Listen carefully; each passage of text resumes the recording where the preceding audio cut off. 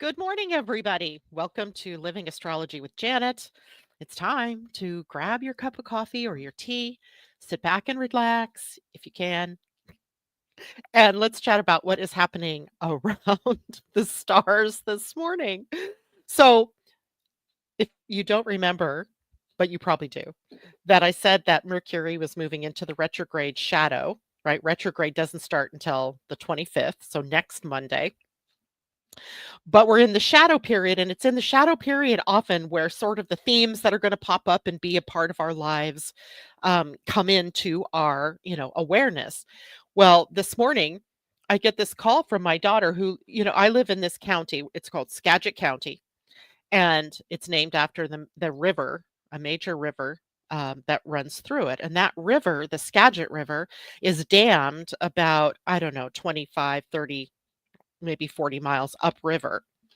And it is always in our awareness that should there be a major earthquake or should there be, floods that, overtax the dam, that we would need to be prepared for evacuation to higher ground, right? And they have sirens and everything that go off that are presumably going to make you aware that there's a problem. Well, apparently this morning at 5 a.m., oh, and one of my daughters lives up that way. She lives 10 miles up the Skagit River from Cedar-Woolley, and that puts her a lot closer to where the dam is than, say, Terry and I down here. And at 5 a.m., the alarms on the dam started going off, telling everybody to evacuate to higher ground, evacuate to higher ground. And these sirens are loud and they are obnoxious, and it's been going off since 5 a.m. And a couple of people on Facebook even said, hey, we're evacuating because they didn't yet know that it was a malfunction of the siren and that they had crews going up there to try to turn the siren off. So people were, you know, arguably a little bit panicked, like, what the heck, right? We haven't had a major earthquake. We have had a lot of rain, yes, but it was kind of odd. So I'm thinking Mercury retrograde, pre-retrograde shenanigans, right? And then, so I that's happening while I'm getting ready for my broadcast this morning. So I turn it over to Terry. I mean, figure out what's going on. Then I come back and having printed up my show notes, I'd forgotten that on Friday I'd gotten a message on my printer that I needed to replace my cartridge and I'd forgotten to do it. So I printed out my whole show this morning on paper that had no ink in it. So I had to sit back down at my desk and reprint it. So I do that. And this is like all in the space of the last like 20 minutes.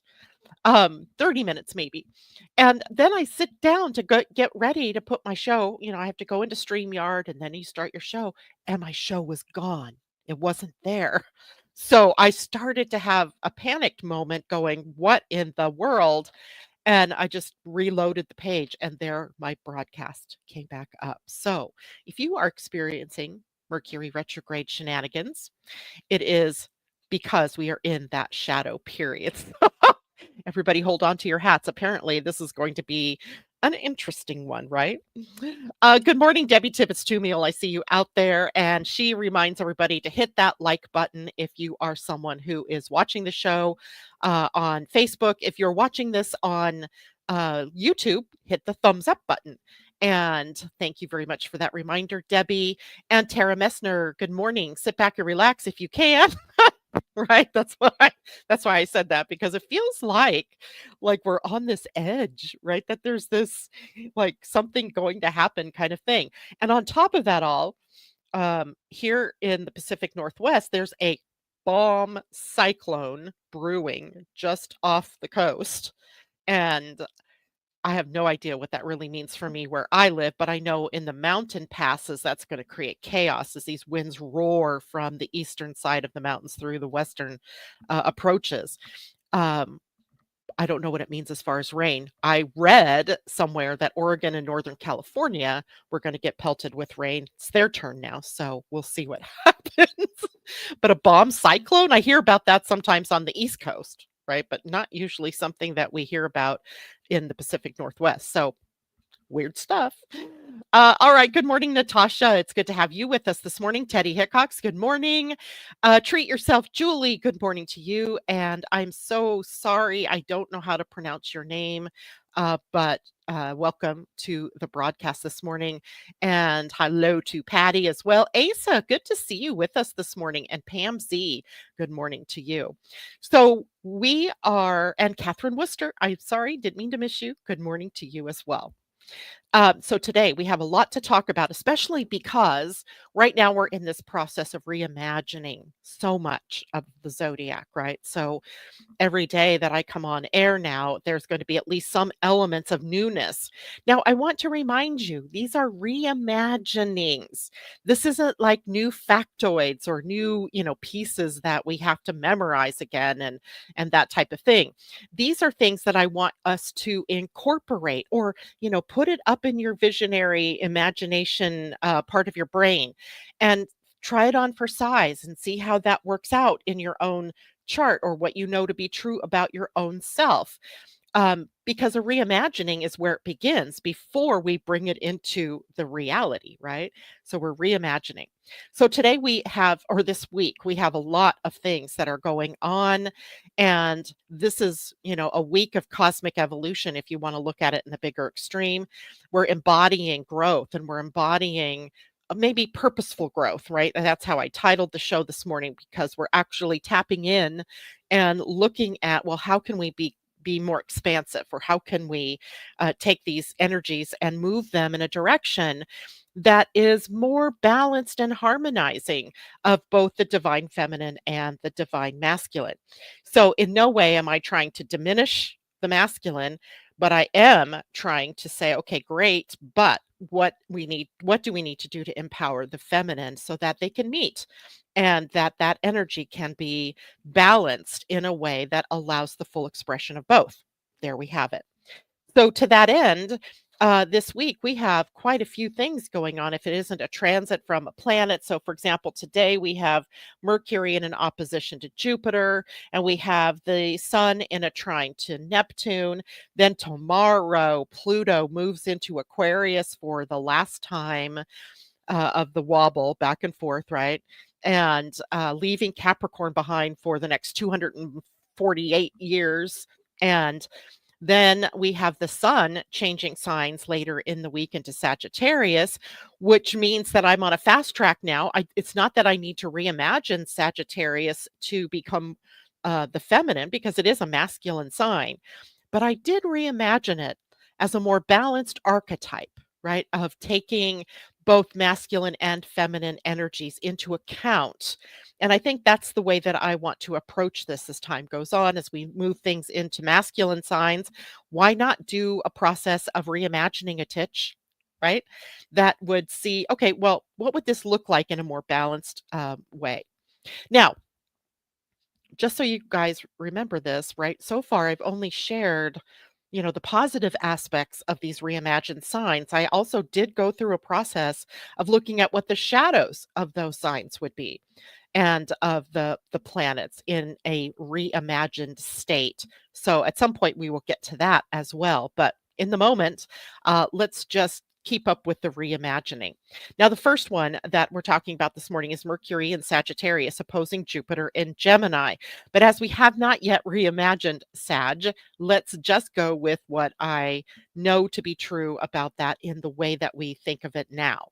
So here, when we have, Mercury in a sign like Sagittarius, it's a sign of communication already, right? It is a sign of knowledge, of truth seeking, of philosophical beliefs, and there's a certain amount of self-righteousness in the sign. And so with Mercury in the sign of Sagittarius, there has been this sort of dynamic and very intellectual way, expansive too, way of communicating, because it's also our thinking, right? Mercury rules both our thinking and our communication. And so, and we've had Jupiter sitting in Gemini, and Gemini, a sign of curiosity, a sign of communication itself, also an intellectual sign or an informational kind of sign. So the opposition here, on one hand, Mercury is looking to go into the intellectual depth, and the planet Jupiter in Gemini is saying, yeah, but let's step back, take a big picture look at the information. And so what we have in this day today is this tension, right? An opposition creates tension between the broad idealistic thinking of Mercury in Sagittarius and the more detail oriented, inquisitive communication energy of Jupiter in Gemini. So, how does that look? So, what we have is a key theme, a theme in the opposition that is all about the big picture versus the details. Right. So the details, the devil's in the details, right? But when we're looking at this, we're really thinking about how the big ideas or the big philosophical insights that we have and the overarching truths can play out with more curiosity and with intellectual exploration, not taking it as, the final truth, that Sagittarius would love to have, but looking at it more as the little, breadcrumbs on the way to those broader ideas being expressed in the world. So we're trying to reconcile, if you will, the sweeping visions of Mercury and Sagittarius with the practical details that we need in order to make those things true. Right? Jupiter also bringing us that sweeping vision. And so then it falls to us as individuals then to become more clear in our communication. Okay. There's a siren going. We have weather monitors and they're going off in the background here. So it's up to us as individuals to start the communication in clarity process, right? We're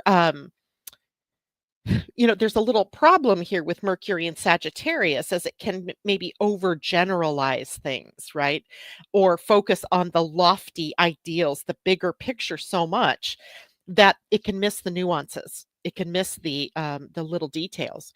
And Jupiter in Gemini can get so caught up in all the ideas and all of the information coming in that it gets scattered and or overly analytical, and then it struggles to synthesize that bigger picture with the details, right? Or to synthesize a narrative that's cohesive with all of the things that are going on.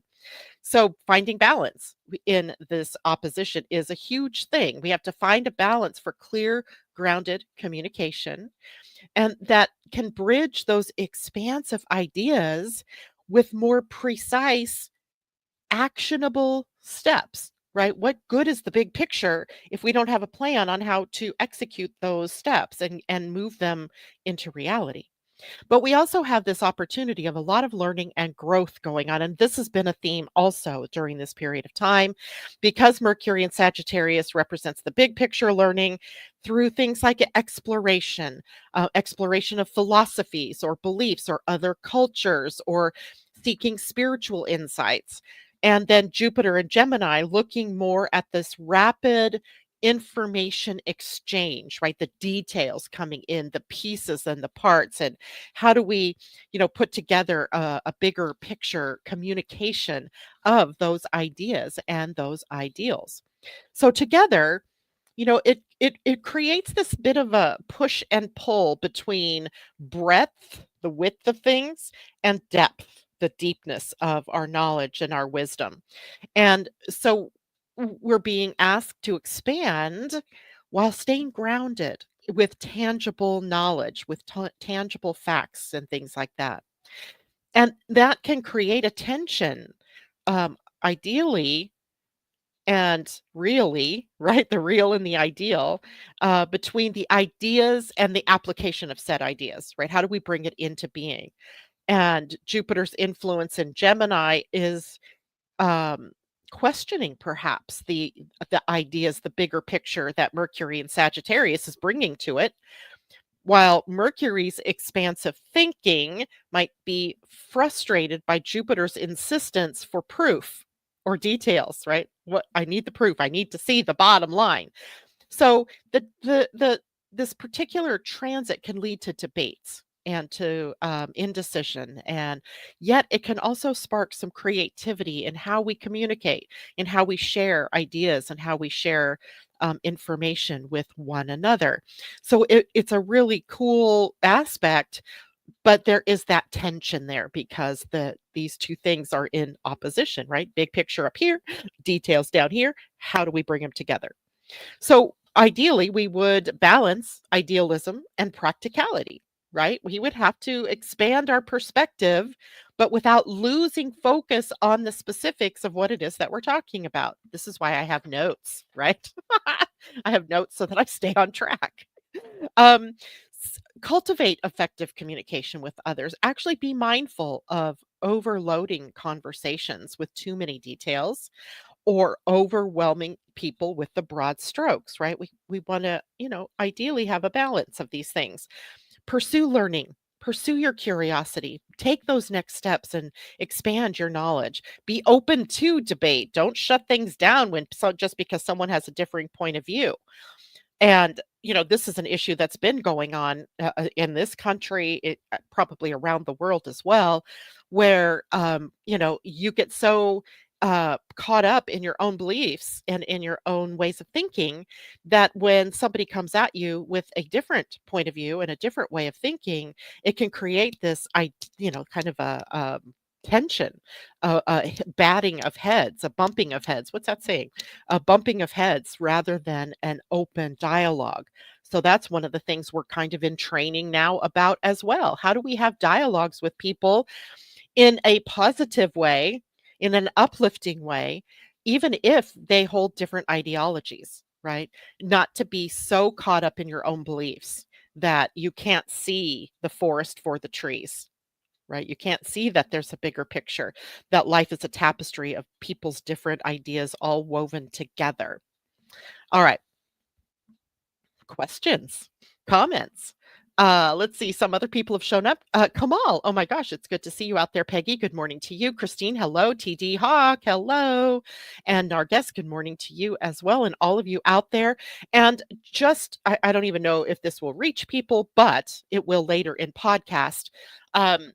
I found out over the weekend that Blog Talk Radio, where I upload this show as a radio broadcast or a podcast after I'm done, is going out of business, or they're closing down Blog Talk Radio.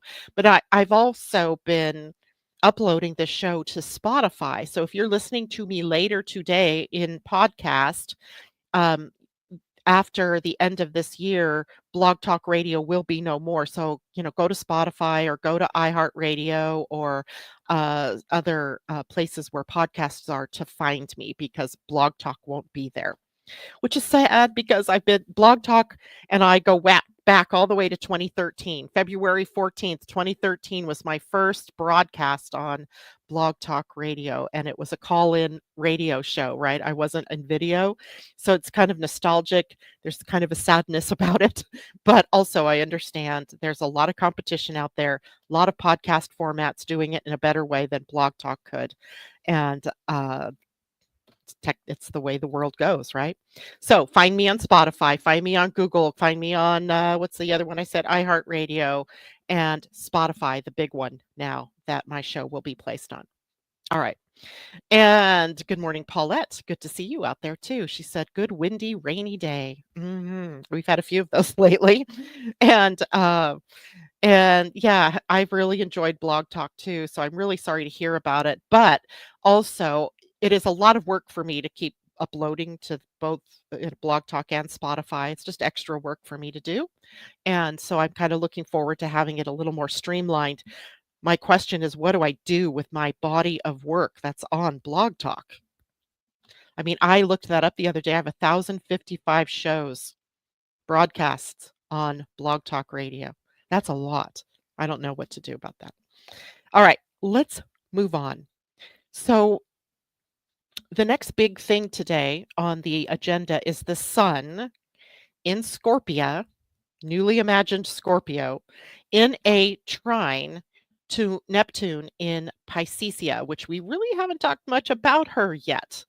And this is the reimagined. She is in a reimagined state. I just haven't been able to share all that with you. as of yet. So we're going to look at how does the sun in a newly imagined Scorpia play with Neptune in a newly imagined Piscesia. Now, I have not necessarily redone Neptune yet, but I did redo Scorpia and Pisces, so we can look at that. So we're going to look at let's remind you of the reimagined Scorpia first, right? Because I did that, on Friday last week, I guess it was, the week before, I don't know, whenever I did that, and last Monday. And the theme really in Scorpia is still about transformation. It's about healing. It's about mastery of the self. Remember in the picture, the graphic, the leash coming from this beautiful witchy woman that is in the process of leashing up the scorpion, excuse me, the lower archetypal energy in the sign. And leading to this idea of empowerment through emotional depth.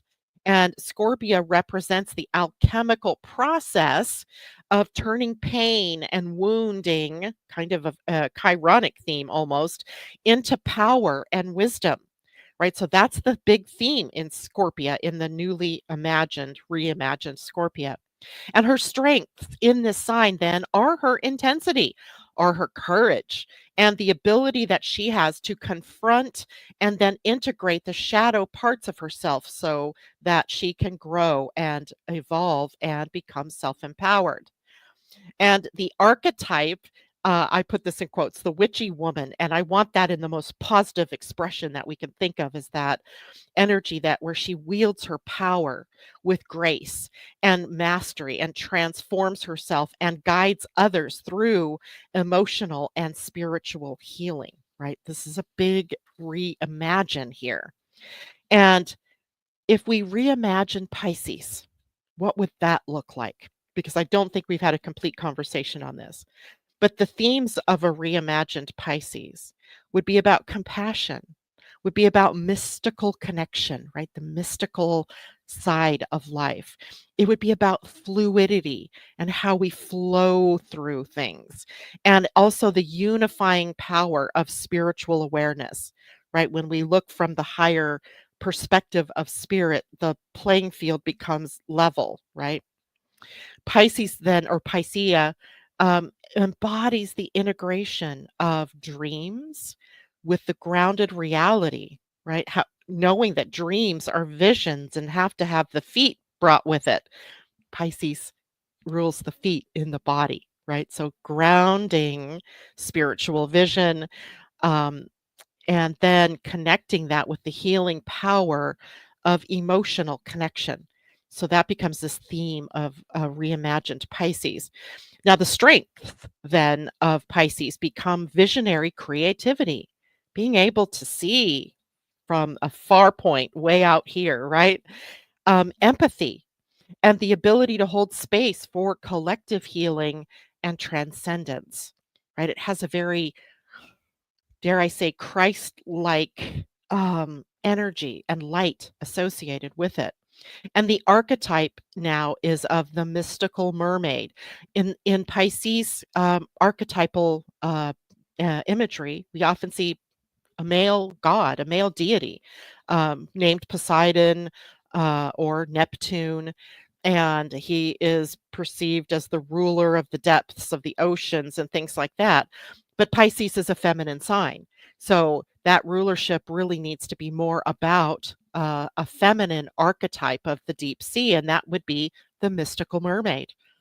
And they're a mermaid that can flow between worlds, blending intuition with wisdom to guide others towards spiritual awakening, elevating, right? And emotional balance, and that sensitivity to be able to do both. So that's the quick um, description of Pisces. So now let's look at the masculine sun, because the sun remains masculine, ruler of Leo, still a masculine sign.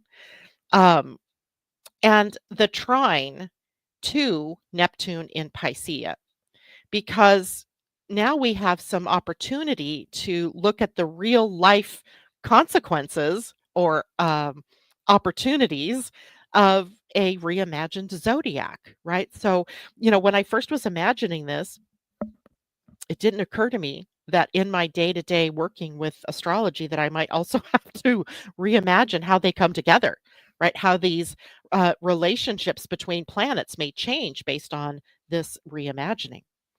So, a trine aspect is always an aspect of flow. It's a positive 120-degree angle between the planets, and it's harmonious flow and it's mutual empowerment, right?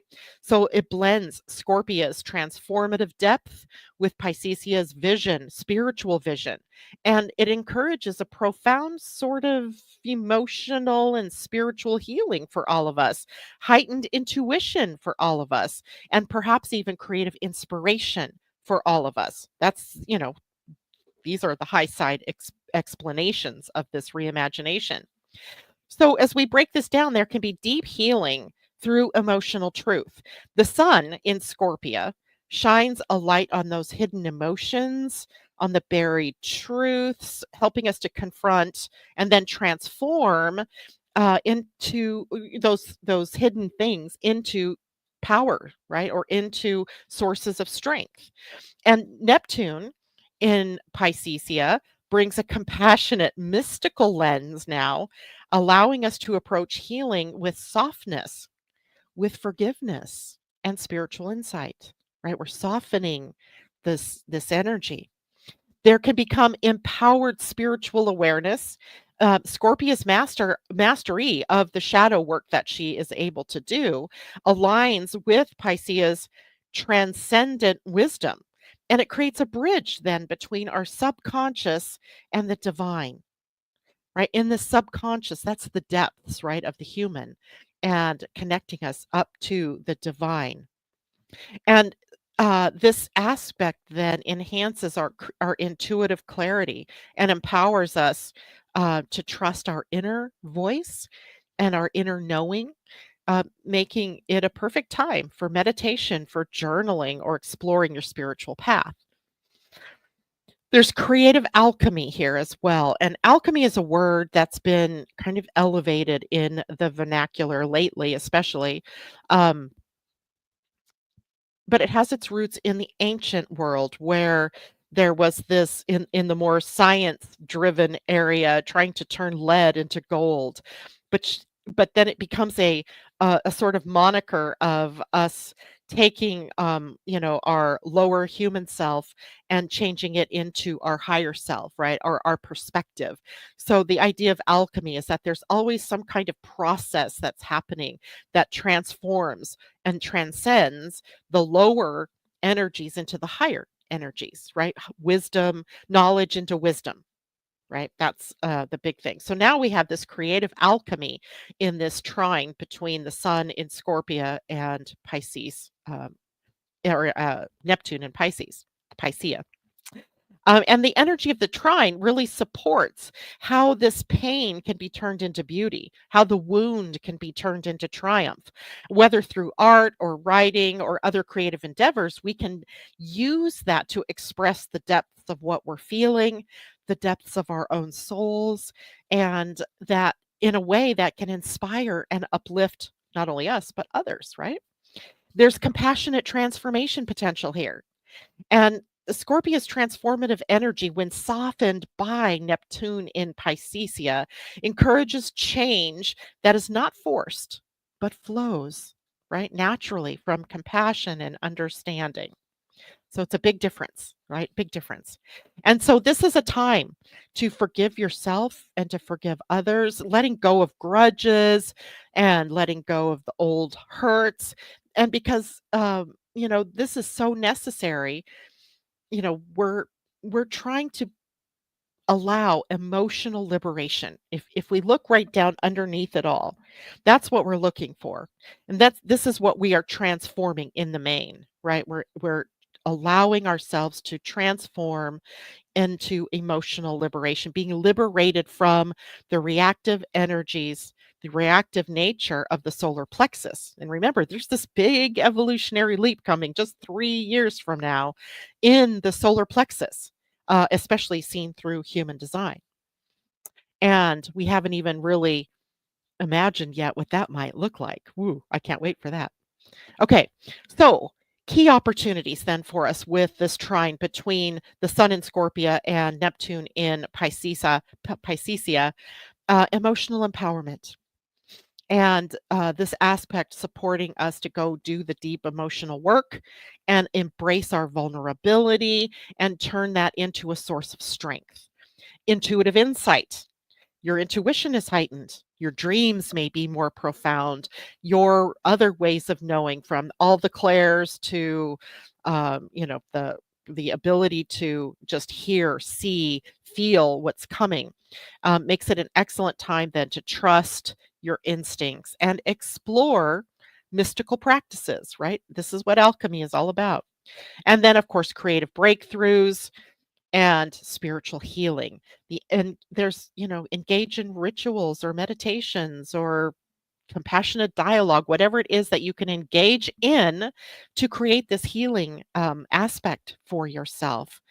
And there is a cosmic message here, a higher cosmic message, if you will. It reminds us that true transformation comes from embracing our depths with compassion, not just looking deep within and going, "Oh, yeah, shadow, I see you," but really embracing the heart of it all.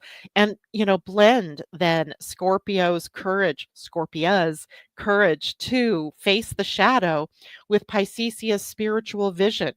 So we're invited to heal, to create, and rise even as an empowered, intuitive being. I love it, right? Right, right, right. I just can't wait. So, empowered message for today's transits. Tomorrow is the biggie. Tomorrow, Pluto moves into Aquarius.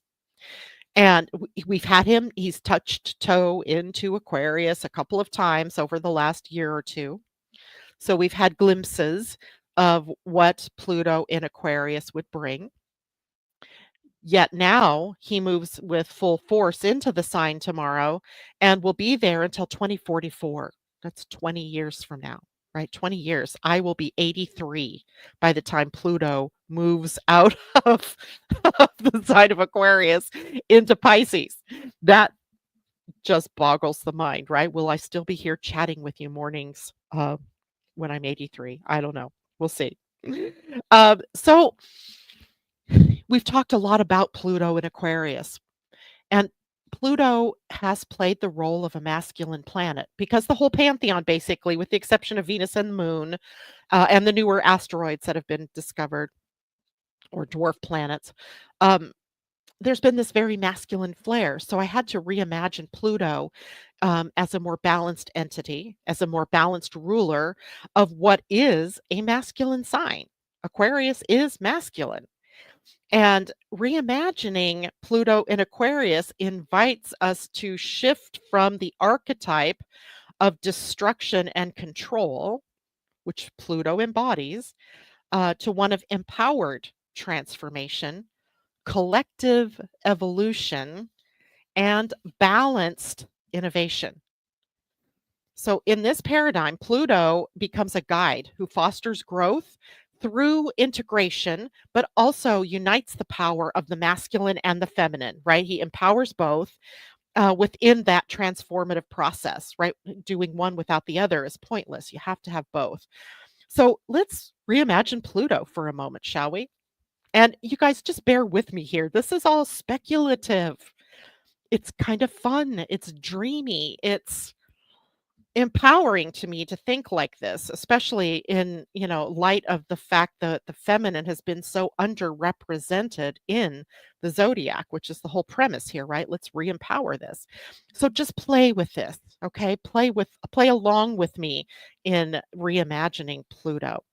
So what if we reimagined him as the alchemical innovator? Alchemical, there's that word again. Like the process of transformation on a spiritual level in a magical sort of way. So Pluto in Aquarius then becomes the architect of profound systemic change, encouraging innovation, and serves humanity as a whole. That's that Aquarian ideal. The whole of humanity gets benefited from this alchemical change. And this archetype then embodies the idea that transformation must be collaborative. It can't be dictated to us. It has to be collaborative, and it has to harness the ingenuity of Aquarian forward thinking and forward thinking energy moving us to the future, which is what Aquarian's focus is. All right. What about Pluto as the visionary catalyst? Right? Instead of dominating change through destruction, which typically we have destruction before we have the rebirth with Pluto, instead, Pluto acts as a catalyst for visionary breakthroughs, for sometimes, taking a community and a network or shared ideals and breaking through with new ideas, rethinking outdated systems, and embracing possibilities then that align with collective progress. Not dragging us backwards, as it were, but taking the best of what we know and marrying it to the best of what could be. How would it look if? What if he becomes Pluto? What if Pluto becomes the balancer of power? Rather than just the imagery of power, he becomes the balancer of power. And in this updated form, he addresses power dynamics with awareness and equity. Interesting, right? It transforms that hierarchical structure into more collaborative models. This is exactly what Richard Rudd talks about with the Gate 44 in human design, or i.e., gene keys, with this idea of synarchy, right? Not hierarchy, but synarchy, where it's shared leadership and the empowerment of all voices, right? Synarchy. And Pluto then is this balancer of power. What if he is also the connector of opposites? While Aquarius brings this very masculine and intellectual energy, and Pluto can integrate that depth with emotional resonance, maybe creating a union of logic and intuition, maybe creating a union of innovation and tradition, and creating a union of individuality and community. It asks us to celebrate diversity while finding shared purpose, right? All the different voices that can combine in a shared vision. And what if he was the liberator of shadows? We're still reimagining Pluto here in this process. And Pluto in Aquarius encourages us to confront collective shadows, particularly those tied to technology, tied to community dynamics, and also individuality. And this archetype really highlights Pluto highlighting this authentic self-expression, and while liberating us from conformity or technological dependency. Right? This is, the slippery slope that Aquarian energy presents us with, right? This idea of technology and all that it can do for us. But then in becoming dependent on that, where do the human factors play in, right? So Pluto helping us to work through the shadows of some of that energy. And then let's look at Pluto and Aquarius themes in a newly reimagined way. Maybe it is about revolutionary transformation. I guess he's that way no matter if he's masculine or feminine, right? In a balanced way. Pluto challenges us to reinvent social systems to align with the needs of a changing world. And this includes advances in technology, in governments or governance, and in global connectivity. So there's a bigger picture at play here. And the focus then shifts from destruction for its own sake to transformation with intention, cultivating maybe radical and more sustainable innovation. He is the model, or Pluto and Aquarius bringing empowerment to the collective, empowering the grassroots, empowering community, right? And Aquarian emphasis on community aligns with Pluto's power to create change. And together they can build networks of empowered individuals and remind us that true evolution happens when we work together. Again, not when it's dictated to us, but when we're working together with common ideals that we share to elevate the energy. And then, in a way, Pluto in Aquarius brings us a sort of techno spiritual integration. Techno spiritual. He blurs the lines between technological advancement and spiritual growth, urging us to use technology as a tool for connection, healing, and progress rather than through control or through disconnection. So it's a big leap, right, in the way that we see this. Healing through diversity in Aquarius. Pluto reveals the collective wounds. And I think we've seen the collective wounds, in every um, sign that Pluto has been in. Those wounds come up. And Pluto reveals the collective wounds here in Aquarius that are related to exclusion, that are related to inequity or inequality, and in alienation. And he pushes us to sort of create inclusive spaces where individuality is honored and collective healing can occur.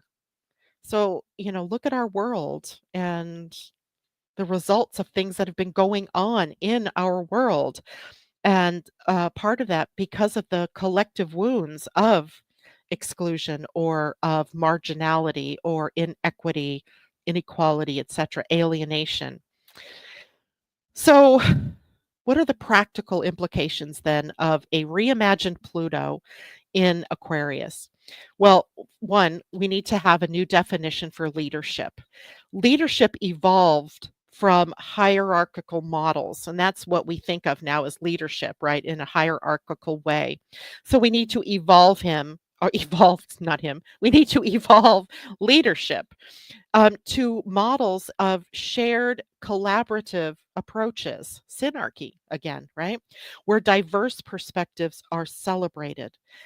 Um, we need to move toward more technological stewardship, taking good care of. We're called to develop technology responsibly. And that way we can ensure that it serves the higher power, that it serves humanity's highest good, and then bridges gaps rather than creating new divides between human and technology. We need the another practical implication would be empowered communities, where Pluto in Aquarius would foster a renewed focus on community and prioritizing connection and innovation and equitable progress, right? Not just government for the billionaires, but for all souls on the planet. So, the cosmic message of the updated Pluto in Aquarius reminds us that true transformation occurs when individuality and community come together, when innovation and tradition can come together, when masculine and feminine can come together in a balanced and integrated sort of way. And this 20-year journey of Pluto in Aquarius will be a call for us to elevate humanity's collective consciousness, forging a path where progress is fueled by empowerment, it's fueled by connection and a shared vision. These are lofty goals. So there you have that. Let me know what you think about this. Terry Strauss, good morning. She says, "Yay me." Wow, let's bring it. Happy dance. Yes. This feels much more positive within the age of Aquarius. Indeed, it is so much more positive. But again, we're reimagining. This is where it begins. Remember, in human design, gate 41 is the gate of, hold on, is the gate of imagination. It is the gate of creative imagination. And that's where the new year of human design begins, in that gate. And it also goes on to say that if we can't imagine, we cannot create in the physical realm. So, what we have imagined in the past through our ancestors is a very patriarchal, male dominated or masculine dominated paradigm. A paradigm based in a lot of masculine energy that has been shown to be way out of balance with the feminine. So, unless and until we can start to reimagine all of that energy in a more balanced way, we can't make it happen, right? It won't happen unless we begin this process of reimagination. So, to that end, I started a reimagination of the sun's transit through Sagittarius, which is also happening this week. I believe that is on Thursday at 11:57 a.m. West Coast time. So what would that be? 2:57 on the East Coast of the US. And the sun in Sagittarius, the sun masculine, Sagittarius masculine, Jupiter ruling Sagittarius masculine. Now, again, I do not want to diminish the masculine energy. I don't want to make it, or emasculate it. That is not my purpose. My purpose here is to explore what it would look like to have such masculine energy, Sun, Jupiter, Sag, and to balance that masculine energy with some feminine energy. What would it look like? So here's the reimagination of the sun and his move through the sign of Sagittarius. So now the sun in Sagittarius is traditionally exuding a very adventurous and expansive, optimistic, and exploring kind of energy.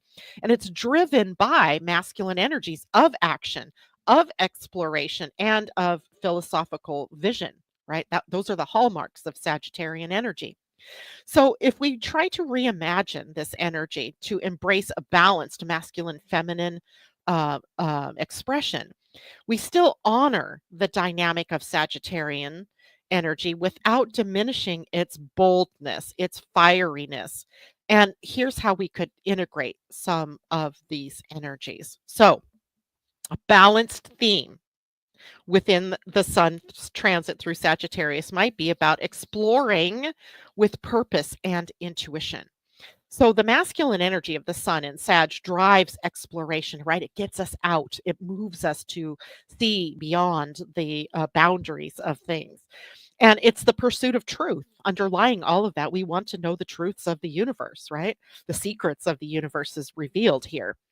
And while a feminine influence, if we brought that into this Sagittarian, bold, creative, and exploratory energy, it would bring maybe some intuitive wisdom into the game and a connection to a purpose. What's the purpose behind all of that exploration? Right? And for example, we've had this drive. Humans have had this drive to conquer, to explore, to expand, and to use up, right? We have done this throughout the universe or throughout the earth, excuse me. And now we're driving to go to Mars. We're driving to go back to the moon. And I don't think there's anything wrong in doing those things if we're doing it for the right reasons, right? If we're looking at doing these things for a purpose. And I don't know that we have a purpose, at least not a stated purpose, right? Are we doing it because of the pure joy of exploration? Or are we wanting to go and usurp all of the resources on those planets, right? Things, elements and things that those planets might have that we want to use for our own purposes. And by the way, there's nothing wrong, I would say, with wanting to use other resources, but stewardship is the name of the game that we would have to bring to this. This is what the divine feminine can bring to the qualities of this adventurous and exploratory and expansive Sagittarian energy. Let's be good stewards of it. Let's deepen our understanding of the purposes behind that exploration. Right? There's nothing wrong with wanting the truth. There's nothing wrong in wanting the answers or exploring beyond the boundaries, but know your purpose. What is your intention in doing that? All right. Another theme might be philosophical adventure with empathy. Right? Sagittarius loves freedom. It is a freedom loving sign and it loves philosophical inquiry. And traditionally, in a way that sort of emphasizes bold independence, right? You get a vision maybe of this swashbuckling maverick energy in Sagittarius. Now, a feminine lens, if we added a little bit of alchemizing of some feminine energy, we would add maybe some empathy and some inclusivity to this, encouraging us to explore these different perspectives with curiosity and compassion. Curiosity and compassion. What if we also had a theme of expansion through connection? While Jupiter's masculine rulership here focuses on growth and abundance, the feminine influence, we have yet to bring any feminine energy to Jupiter, but the feminine influence might balance this by highlighting connection and collaboration and cooperation. How do we bring some of those qualities into this exploration? Expansion becomes not just an individual pursuit, but something that enriches the whole, the communities, the your relationships, or the relationships between countries in this particular world. And what if it becomes wisdom as nurture and power? So Sagittarius thrives on wisdom and teaching and understanding new ideas. And a balanced approach would acknowledge both the power of leadership and the nurturing nature of sharing knowledge, to empower others, right? Not just holding state secrets so close to the vest that no one else gets to at the advantage of those things, but being more compassionate. So a balanced archetype of Sagittarius would be this masculine energy of courage and optimism and independence, of leadership and vision, and bring in the feminine archetypes of intuition, inclusivity, empathy, adaptability, and nurturing wisdom. Right? We could bring those both in. It could be imagined as a seeker of truth who travels not just to conquer, but to connect, to expand our connection, seeking understanding as a way to bridge worlds and to uplift others both. And then if we balanced the expression of Jupiter, because I've just barely scratched the surface of Jupiter here, reimagining Jupiter's influence would incorporate this masculine expansion, boldly reaching for the stars, if you will, or for new horizons and embracing growth, but with feminine grounding, right? Using expansion to foster connection, ensuring that growth is inclusive and sustainable, not runaway growth, right? Not runaway. And then integration. Wisdom becomes both visionary and empathetic, teaching us to grow outward, but also staying rooted in its meaningful purpose, knowing why we're doing things the way that we are doing things, knowing the why, right?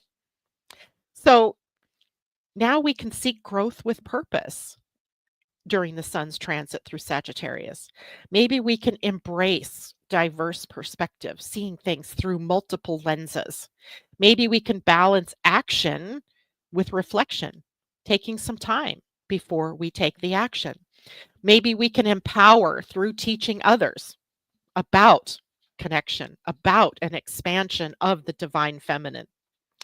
And there is a cosmic message here in this whole idea of a reimagined sun in Sagittarius. It invites us to expand boldly while connecting deeply, doing both. They're not mutually exclusive.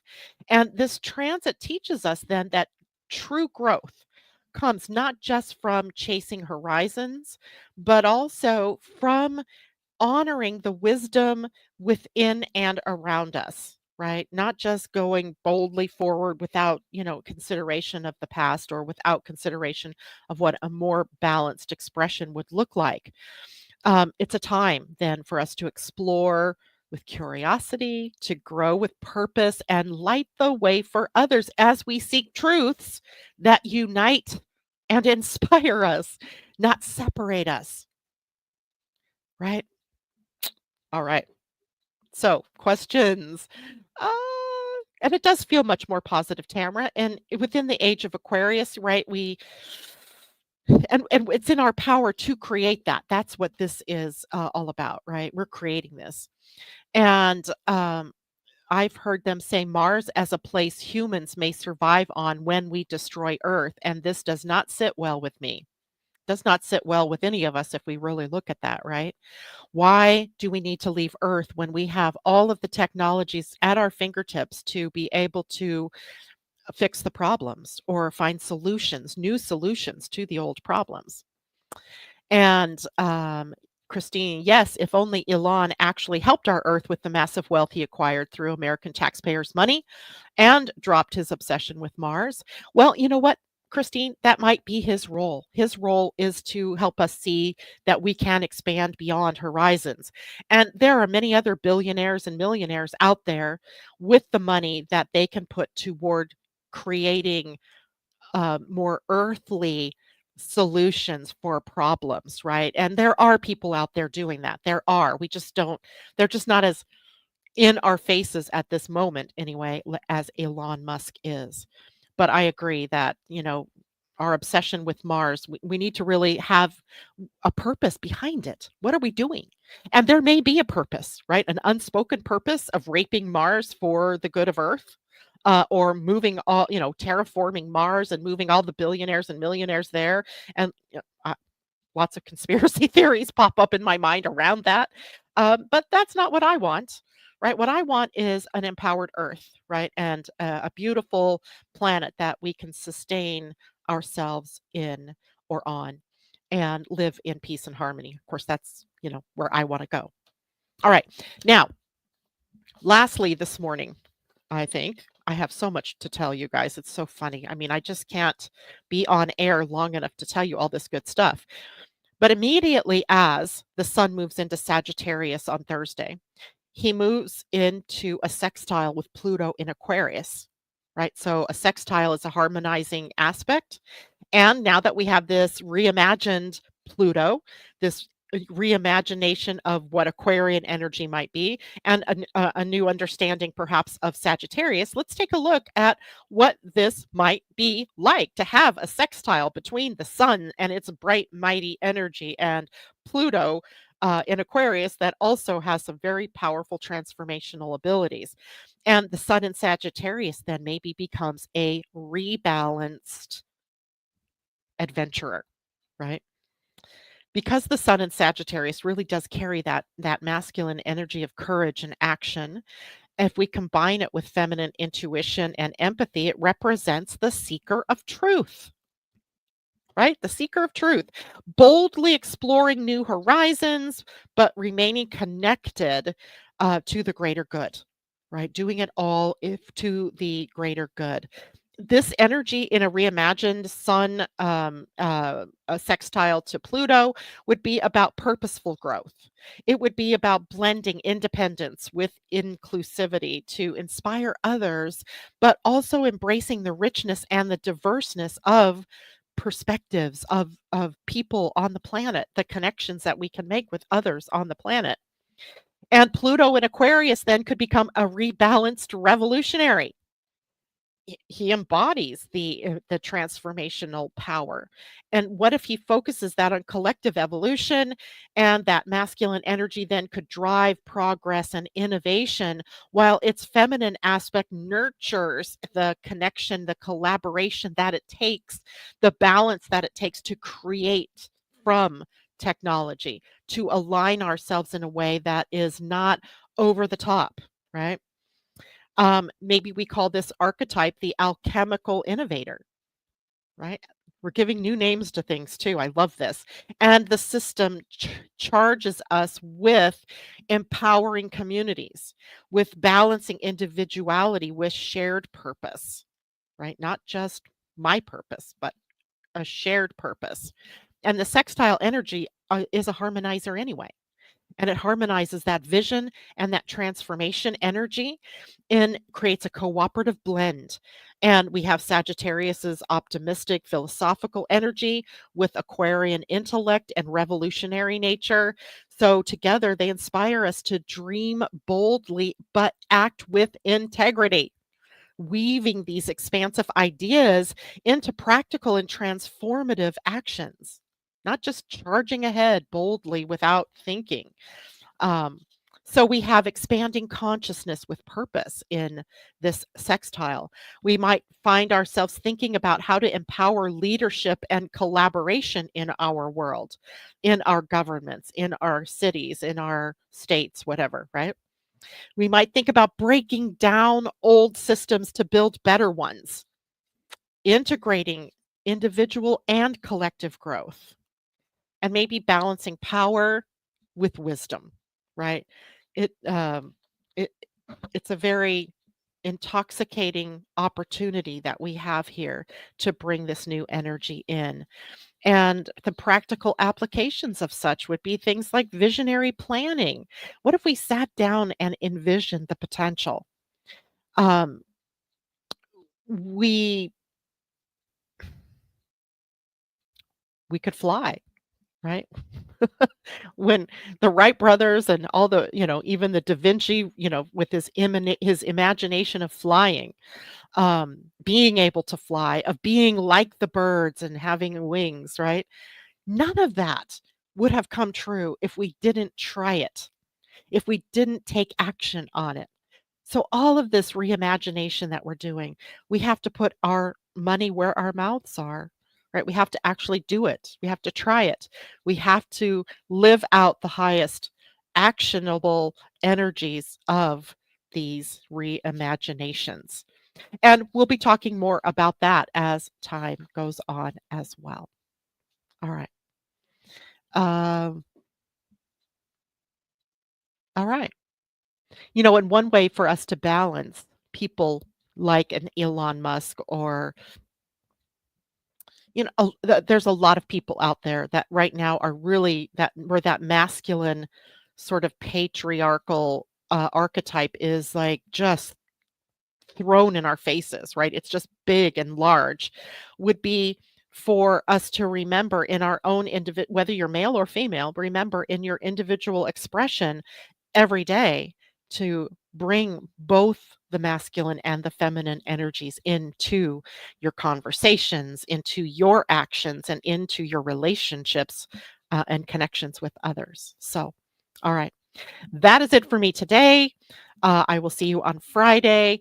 Also, I'll see you on Thursday if you're coming to the 13th sign, all about Ophiuchus and how do we embody Ophiuchus into the zodiac. And can we do that? Right? I think it is a critical step in our ability to reimagine the feminine.